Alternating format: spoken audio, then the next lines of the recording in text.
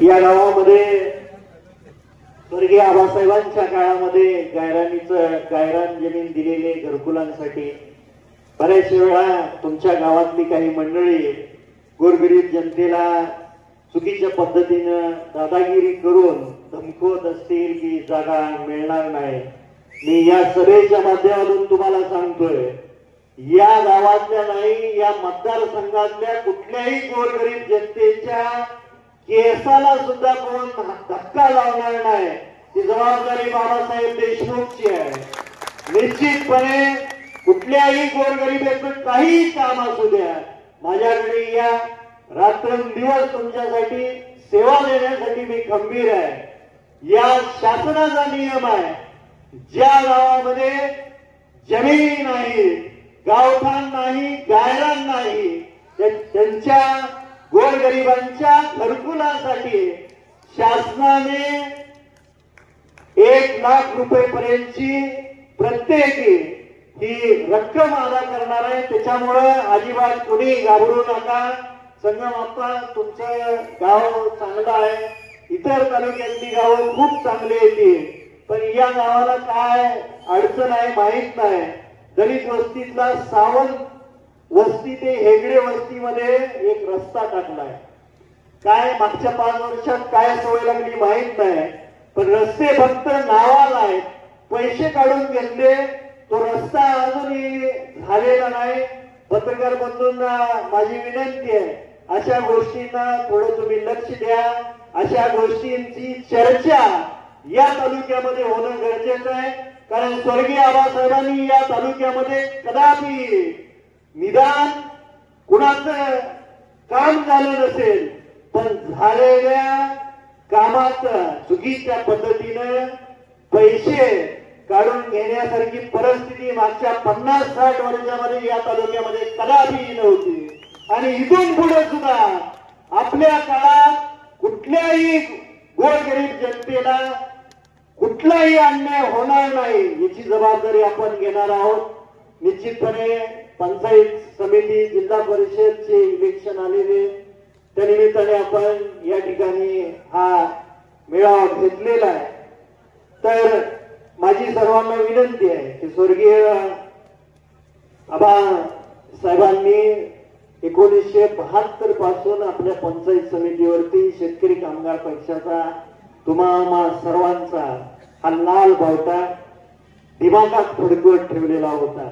आबासाहेबांच्या निधनानंतरची ही आपली पहिली निवडणूक आहे आणि पंचायत समितीच्या आणि जिल्हा परिषदेच्या या निवडणुकीमध्ये तुम्ही सर्वांनी निश्चितपणे जोमाने काम करणार आहात।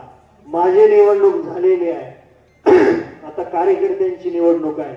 माझ्या निवडणुकीला मी 100च्या स्पीडनं पळालो असेल, पण कार्यकर्त्यांच्या निवडणुकीला मी 200च्या स्पीडनं पळणार आहे। तुम्ही सर्व जनसमुदाय हा माझ्यासाठी नाही आला, मला माहित आहे तुम्ही आबासाहेबांची लेकरं आहात, आबासाहेबांचे तुम्ही कार्यकर्ते आहात आणि आबासाहेबांचा विचार जागवण्यासाठी या ठिकाणी मोठ्या संख्येने तुम्ही आलेला आहात। निश्चितपणे तुमच्या निवडणुकीला 200च्या स्पीडनं पळणार आहात।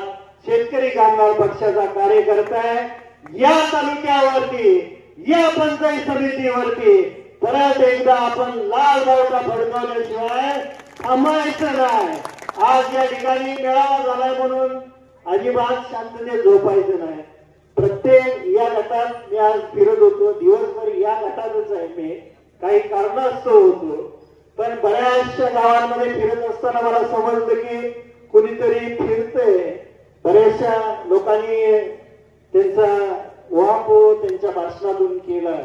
या ठिकाणी बेलवस्तीची पोर आहे, ती बेलवस्तीच्या पोरांना तेच कार्यकर्ता किंवा तो नेता निवडणुकीच्या अगोदर, विधानसभेच्या निवडणुकीच्या अगोदर त्यांच्या समोर त्या नेत्यांनी वक्तव्य केलं होतं की जोपर्यंत तो नेता जिवंत आहे तोपर्यंत बाबासाहेबांना काय आमदार होऊ देणार नाही।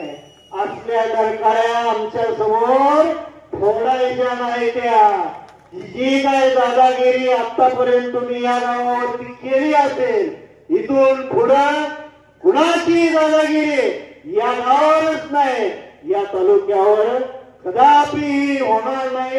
याची जबाबदारीने परत मी तेच सांगतोय, ही माझी जबाबदारी, या तालुक्याचा लोकप्रतिनिधी मी आहे।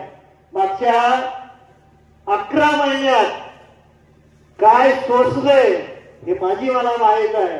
निवडणुकीच्या अगोदर, आज माझं वय 37-38 वय आहे, एवढ्या तरुण वयामध्ये माझ्या पाठीशी तुम्ही या ठिकाणी मोठ्या संख्येने उपस्थित राहिला याचा अभिमान मला आहे आणि ही गोष्ट कदापि जीवनभर मी विसरणार नाही।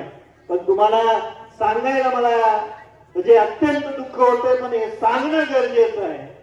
माझ्यावरती तुम्ही शिंतोडे उडवले, माझी कापडं फाडण्याची काही वेळेला प्रयत्न केलं, पण माझ्या बायकोला सुद्धा तुम्ही सोडलं नाही।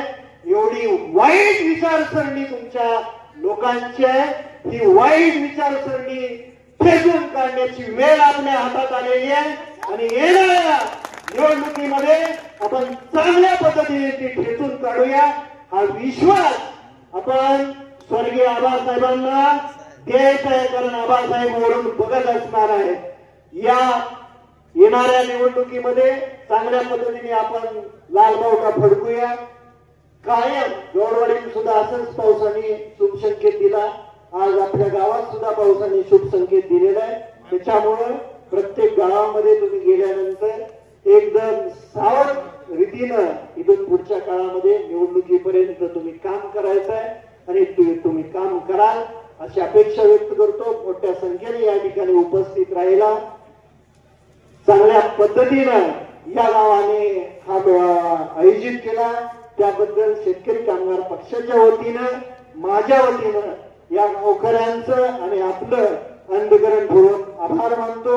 जाताना सावकाश जायचं आहे, इथं पोलीस मंडळी आहेत, त्यांना अजिबात त्रास होणार नाही याची काळजी आपण सर्वांनी घ्यावी एवढी विनंती करतो आणि थांबतो। जय हिंद, जय महाराष्ट्र, लाल सलाम। जनमत सबस्क्राईब करा, लाईक करा, शेअर करा। आपल्या हक्काचं आपलं न्यूज।